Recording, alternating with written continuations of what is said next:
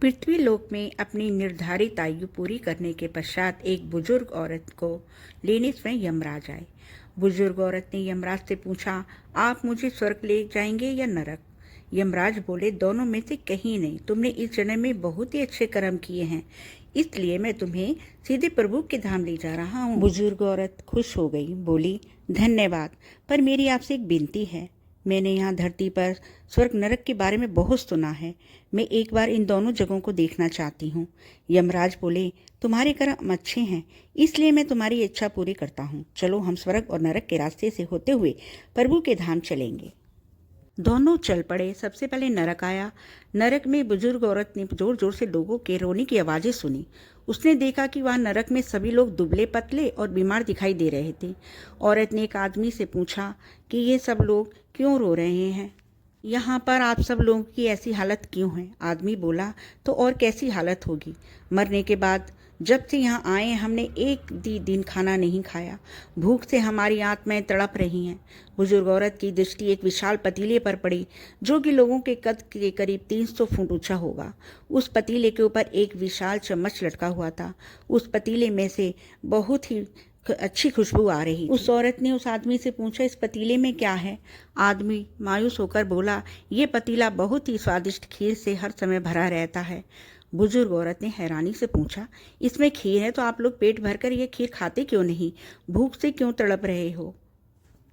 आदमी रो रो कर बोलने लगा, कैसे खाएं? यह पतीला 300 फीट ऊंचा है। हम में से कोई भी उस पतीले तक नहीं पहुंच पाता। बुजुर्ग औरत को उस पर तरस आ गया। सोचने लगी कि बेचारे खीर का पतीला होते हुए भूख से बेहाल हैं। शायद इस ईश्वर ने इन्हें यही दंड दिया होगा। इतने में यमराज बुजुर्ग औरत से बोले कि चलो, हमें देर हो रही है। दोनों चल पड़े। कुछ दूर चलने पर स्वर्ग आया। वहाँ पर बुजुर्ग औरत की सबने देखा कि सब हंस रहे हैं, खिलखिलाने की आवाज़ें सुनाई दे रही है। सब लोग बहुत खुश दिखाई दे रहे थे। उनको खुश देखकर बुजुर्ग औरत भी बहुत खुश हो गई। वहाँ स्वर्ग में भी बुजुर्ग औरत की दृष्टि वैसे ही 300 फुट ऊंचे पतीले पर पड़ी। जैसा पतीला नरक में था, उसके ऊपर भी वैसा ही चम्मच लटका हुआ था। उस औरत ने वहाँ के लोगों से पूछा, इस पतीले में क्या है? स्वर्ग के लोग बोले, इसमें बहुत ही स्वादिष्ट खीर है।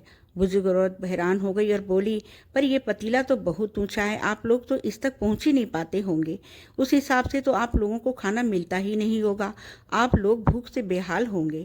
पर मुझे तो आप सभी इतने खुश लग रहे हो, ऐसा कैसे? लोग बोले, हम तो सभी लोग इस पतीले से ही पेट भरकर खीर खाते हैं। औरत बोली, पर कैसे? पतीला तो बहुत ऊंचा है। लोग बोले, पतीला ऊंचा है तो क्या हो गया? यहाँ पर कितने सारे पेड़ हैं। ईश्वर ने ये पेड़ पौधे, नदी, झरने हम सब मनुष्य के उपयोग के लिए तो बनाए हैं। हमने इन पेड़ों की लकड़ियाँ ली, उनको काटा, फिर लकड़ियों के टुकड़ों को जोड़कर विशाल सीढ़ी का निर्माण किया।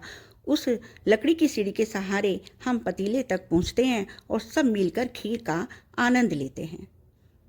बुजुर्ग औरत यमराज की तरफ देखने लगी। यमराज मुस्कुराए और बोले, ईश्वर ने स्वर्ग और नरक मनुष्य के हाथों में ही सौंप रखा है। मनुष्य चाहे तो अपने लिए नरक बना ले, चाहे तो अपने लिए स्वर्ग। ईश्वर ने सबको एक समान हालातों में डाला है। उसके लिए उसके सभी बच्चे से एक समान हैं। वो किसी से भेदभाव नहीं करता। वहाँ नरक में भी पेड़ पौधे सब थे, पर वो लोग खुद ही आलसी हैं। उन्हें खीर हाथ में चाहिए। वो कोई काम नहीं करना चाहते, कोई मेहनत नहीं करना चाहते, इसलिए भूख से बेहाल हैं। यही तो ईश्वर की बनाई हुई इस दुनिया का नियम है। जो कर्म करेगा, मेहनत करेगा, उसी को मीठा फल खाने को मिलेगा। स्वर्ग और नरक मनुष्य के हाथ में है। मेहनत करें, अच्छे कर्म करें और अपने जीवन को स्वर्ग बनाएं। अगर आपको मेरी वीडियो पसंद आई हो तो आप प्लीज़ सब्सक्राइब, लाइक करें, शेयर करें। धन्यवाद।